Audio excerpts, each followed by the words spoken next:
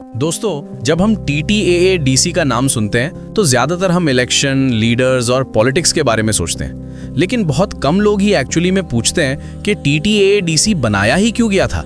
चलिए थोड़ा रिवाइंड करते हैं। 1949 में त्रिपुरा के इंडिजिनस लोग मेजॉरिटी में थे, लेकिन पार्टीशन के बाद धीरे धीरे सब बदलने लगा। कुछ ही सालों में वही लोग अपनी ही जमीन पर माइनॉरिटी बन गए। सिर्फ पॉपुलेशन नहीं बदली, जमीन, कल्चर, लैंग्वेज और पावर भी बदलने लगी। इसीलिए TUJS जैसे रीजनल पार्टीज ने आवाज उठाई। उन्होंने अलग होने की बात नहीं की, उन्होंने सिर्फ सुरक्षा मांगी। और उनके इयर्स ऑफ मूवमेंट्स, डिबेट्स और प्रेशर के बाद TTAADC बना, ताकि इंडिजिनस एरियाज अपना फ्यूचर खुद डिसाइड कर सकें।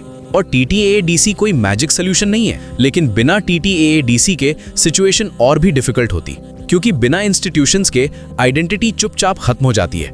आज भी TTAADC के लिमिट्स हैं, लेकिन उसके साथ रिस्पॉन्सिबिलिटी भी है। आज जब इलेक्शन पास आ रहे हैं तो सिर्फ स्लोगन्स मत सुनिए, कहानी समझिए, क्योंकि जब हिस्ट्री समझ आती है तो डिसीजन स्ट्रांग होता है। और सबसे इंपॉर्टेंट, अवेयरनेस ही रियल पावर है। तो दोस्तों, अगर आप लोग चाहते हो कि मैं नेक्स्ट वीडियो TUJS का TTAADC बनने में असली कंट्रीब्यूशन कैसे रहा पे बनाऊं, तो कमेंट सेक्शन में जरूर बताना और इस वीडियो को शेयर करना मत भूलना, ताकि ये कहानी और लोगों तक पहुंच सके।